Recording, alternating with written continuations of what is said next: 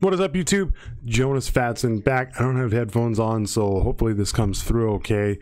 I just finished. It's late here. You can see it's dark. I didn't get a chance this morning to watch the Nintendo presser or the spotlight, as they call it, but I did just watch it. I really liked that it was short. It was like 25 minutes. I appreciate that. And let's just kind of get into it. So I started and they showed like their intro trailer, which showed a bunch of young ass people playing the Switch in social events. They kind of quickly went through some of the stuff that they double tapped on later. They had Rocket League that was there. They had Pokken Tourney, Splatoon 2, FIFA 18, and ARMS. I wasn't really like, the only one I was kind of interested in was Pokken Tournament, which hasn't really made, at least like where I am in Canada, not really, like I haven't played it. I hear it's okay. I hear it's okay, and it'd be cool to get on the Switch. I don't know how it's going to work in terms of like, do you need 2 Switches to play with 2 players? And I'll touch on some of that as well in just a second here. Reggie Watts came out, and he was typical Reggie. He had like that shit-eating grin on, and it was fine. It was green screened, all the shit. Talked about like how games make you feel good inside, and it was all about the accomplishment in the game, and understood like what games were. And I thought, okay, I don't know where you're going with it. Like you're trying to sell games to gamers. It's not really that tough. Like, for the most part, we're gonna kind of get what a game is and why we play games. You can ask any gamer, they'll tell you that. Xenoblade 2 was announced next. Holiday 2017, so it's coming this year. Yeah, I'm in for it. The first one was the first Xenoblade was great. Man, there's some big boobs on that freaking trailer. At one point, all you could see, like, she was flying through the air, and you just saw her arms, like, oh, and then just boobs. And it was boobs, head, arms. That was it. They didn't have to draw anything else, because everything else on the angle was just covered by said boobs. Not saying it's a bad thing, but it felt weird. It felt, I mean, like, that's kind of the JRPG style, but it looks like it's going to be good. They showed Kirby next. It felt like Kirby 64 to me. There was kind of like a meld between putting in like combo kind of thing. So you have, at one point they had the sword and the fire, and then you had a fire sword, which, if I recall correctly, is like straight out of Kirby 64. There was a bunch of combos in that one. The graphics to me on that one looked really dull. I wasn't really feeling how the game looked. The sound was okay, and was it just me, or did like the game like have frame issues in the trailer? There was like when they had the Whispering Woods and the apples came down, and I went, woo. I should leave my hands up here because the auto color. Oh, it's because, one second.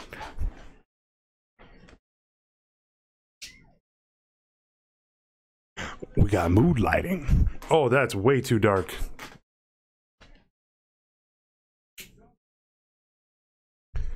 What if I... No, other way. No. All right, you gotta deal with that. Shaky shake. I had a couple drinks tonight.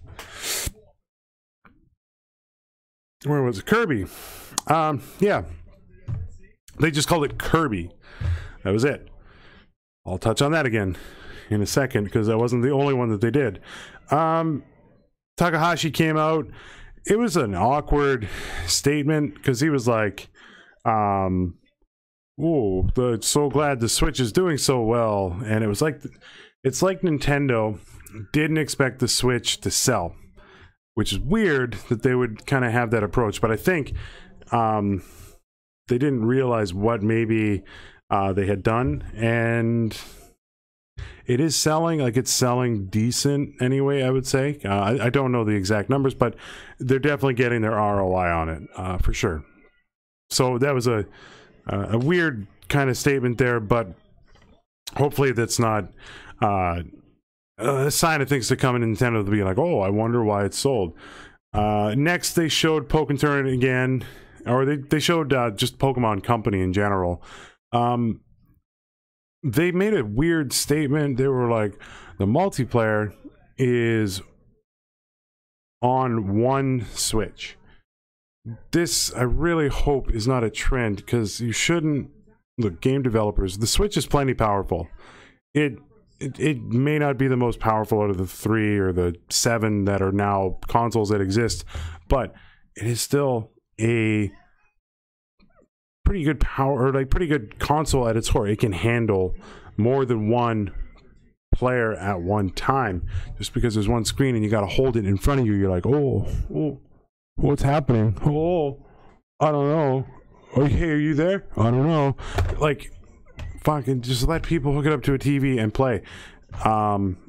You don't need to buy 2 Switches. This isn't freaking Game Boy Yellow, Game Boy Pokemon Yellow. You need the 2 Game Boys, the TransLink, and you connect and you trade, and you go, I got Mew, and the guy goes, oh, I got Missing No, and you trade, and then the game crashes because you tried to trade Missing No, or you trade what? I can't remember the Pokemon you traded to evolve. Either way, one console, multiple players. You guys should do that. As far as, like, I'm not 100%, but as far as I'm aware, it can support up to 4 people on a console. So, no excuse to make that statement, which we'll touch on. Like, I hate to be doing like the we'll touch on later, but it kind of mentioned something there. Anyway, then they announced there's a core RPG being made by Game Freak for the Switch. I'm actually really surprised by this statement. This will be the first core RPG Pokemon on a home console. So we'll see how that goes. I'm not like super sold on it.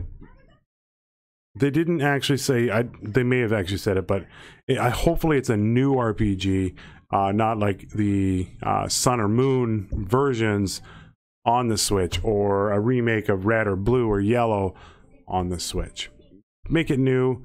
Maybe make it, like, maybe it'll be an online game. That would be kind of neat.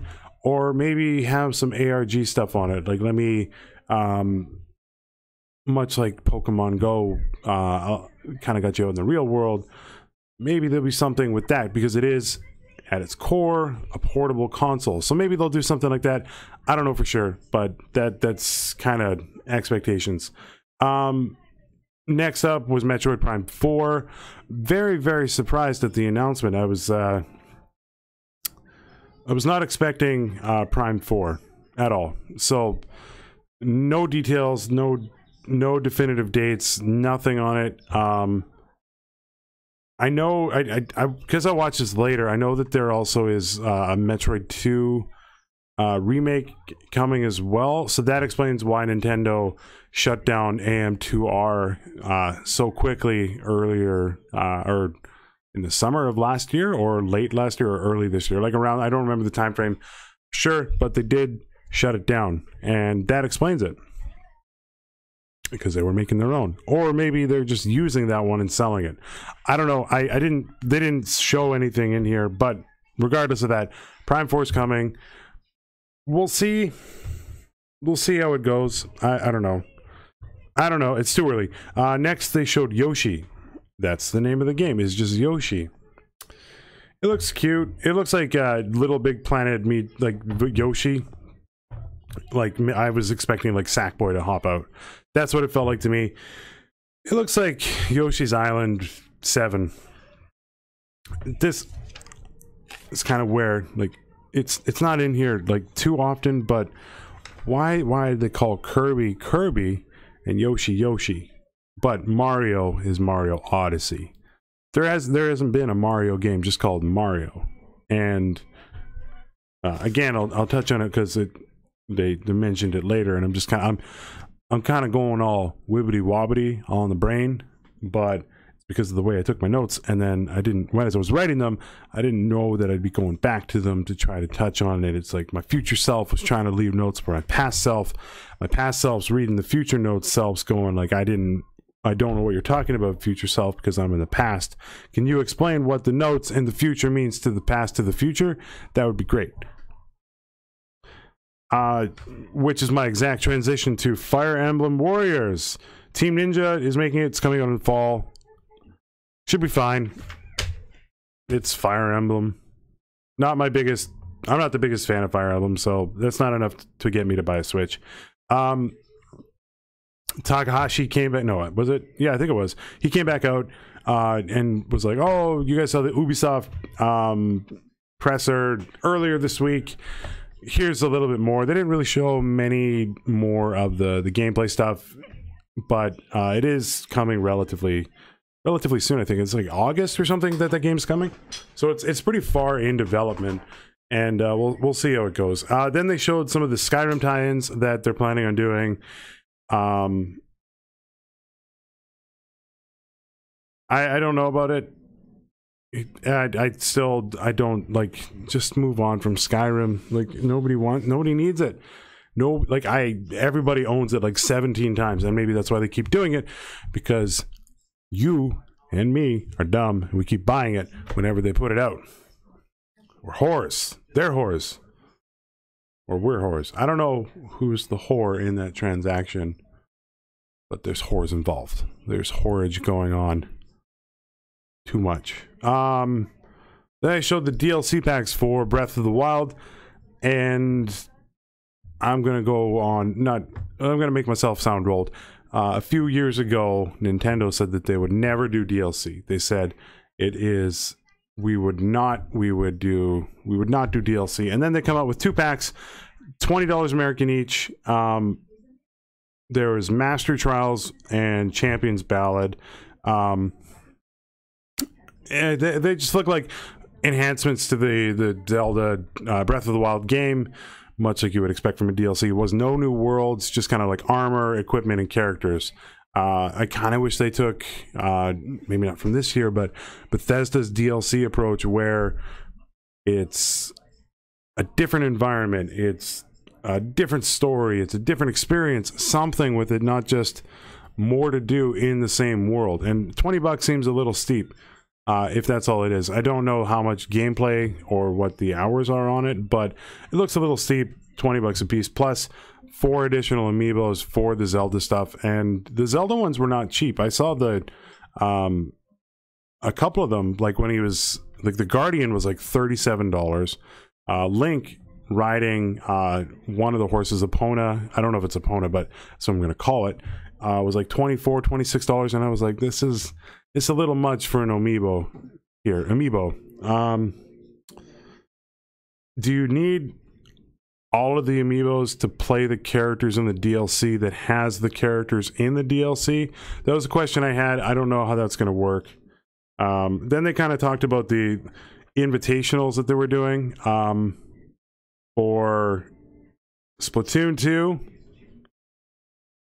Pokken Tournament, and ARMS. I didn't mention it earlier, but they did show ARMS in the original, or in the intro.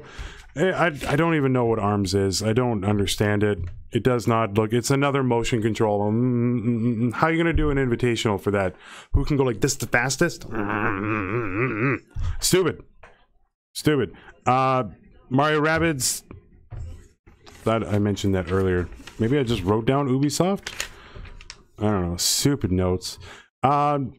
It is exclusive to the Switch. I did some research, thanks to Mara, I think you commented, saying like you think it was exclusive. I looked back on Ubi Presser. It is exclusive to the Switch. They did show more of the game, like I mentioned earlier, and there was like a selfie moment with the Rabid Peach. I thought it was cute. I thought it was funny. It made me chuckle. I think the humor is going to be spot on in the game. If the gameplay matches the humor that's been shown, I think they got a good game on their hands. Rocket League was next, and again, much like Skyrim, this is on everything at this point. New hat. They said that there's a Mario and a Luigi hat that you can get. There is cross-network. It was surprising. I wrote down in quotations other platforms, and I actually looked it up after. What they meant by other platforms is PC, Xbox, Switch. Those are the three that you'll be able to play. So no PlayStation cross platform. I don't know why. Well, I mean, like, Sony came out saying that they don't want cross platform on this generation. Microsoft was last generation. So it feels like whoever has sold the most consoles doesn't want cross platform. I think it's a miss on Sony's part, much like they did with the Xbox One release. They should just let people play with the people. I'm getting tired of like getting to a point where it's like, I own it on this console, but I can't play it with my buddy or my brother who has it on the other console. And it's just, it's tiring. Like, just let people play the games they want to play on the console they want to play them. I get exclusives. I get first-party exclusives. I even get third-party exclusives. But if you have a game that exists on every fucking console and the network is there,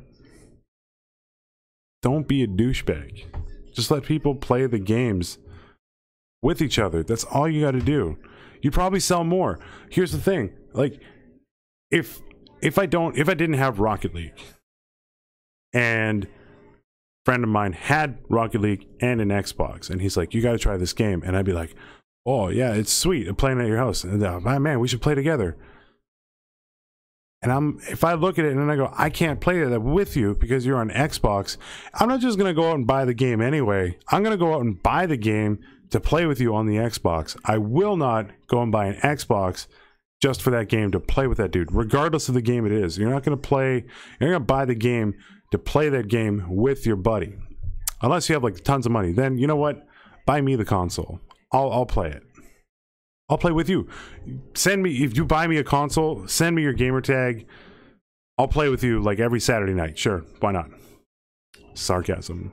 Don't send me a console. I have them all anyway. I have all the ones I want, I should say. And then they said that there's exclusive cars. And a rant for that for now. Exclusive cars are coming. It's obviously going to be Mario Kart cars. That's cool. That's fine. I kind of get what they did. And then the last game they showed was Mario Odyssey, or Super Mario Odyssey. I don't recall what it was called. But I'm probably like the only person that you're gonna, maybe not, but I'm not excited for Odyssey at all. The music didn't fit. It was a miss. It was really, really weird. The human world in there was, again, like just awkward and out of place. I don't understand why they're doing it at all. It's just, it doesn't make sense to me. The hat mechanic was neat. That you throw your hat at an enemy and then you become the enemy. There was like I think it's Flappy the fish, the red and white fish with the mustache on. It was cute. I liked it. I liked the Bullet Bill. The frog was cute. I think they're kind of like taking a meld of Mario 64, Sunshine, Galaxy, and Mario 3. They're taking some of the elements from each and kind of putting them together. You know what? It's a Mario game. It's going to sell. I don't think it's going to sell as well as Nintendo thinks it's going to sell. But it'll probably be fine. Just probably not. It's probably going to be the same Mario game you've played before, because that's all they do, it seems, for Mario, is release the same one. They showed like a 2D link between worlds kind of thing on the thing. That seems okay, but that's probably not enough for me to kind of get with it. Nah.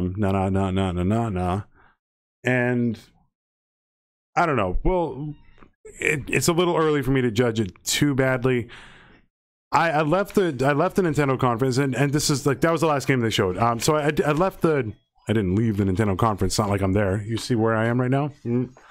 And I finished watching, and I felt, I mean, I don't own a Switch right now, and if I were to go out and buy one tomorrow, I would feel confident with Nintendo's games upcoming.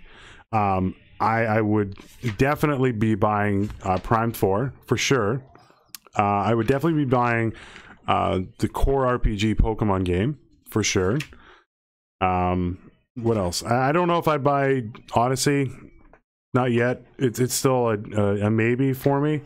And maybe the Kirby game, but probably not either. Like, I have other Kirby games that seem to fill the same niche of that one. So I was overall, honestly, Nintendo, Sony, Microsoft, Nintendo, they had the best presser. It was short, it was to the point. There was not like a lot of announcements. There was no price drop. There was no necessarily anything. I mean, like, Prime 4 is new, but there were no like new IPs announced for it. You can tell that there's not a lot of third-party love for the Switch right now because of they showed FIFA 18 and Rocket League, I think, were pretty much the only third-party games that came out for it. And I don't know, I haven't looked into the development on it. Maybe the Switch is really, really tough to develop for. I doubt it, but it feels like maybe they're not getting the third-party love that they thought they would be getting, and that was kind of one of the big downfalls of the Wii U, is that there wasn't a lot of developers that were really into buying it. So maybe there's just some hesitancy from developers to kind of get there. But that being said, though, I think they did exactly what they needed to do. Nintendo, though, you got to stop thinking that millennials hang out under bridges in really clean clothing playing the Switch on the hoods of cars. That's not what we do. I think I'm a millennial. I think I fall in the category. I can't say I've ever hung out under a bridge on a hood of a car. I don't know if that was in the thing, but anyway, I think this video has actually run longer than the presser. That is horrible, and I need to end it. So what do I give the Nintendo press conference as my rating?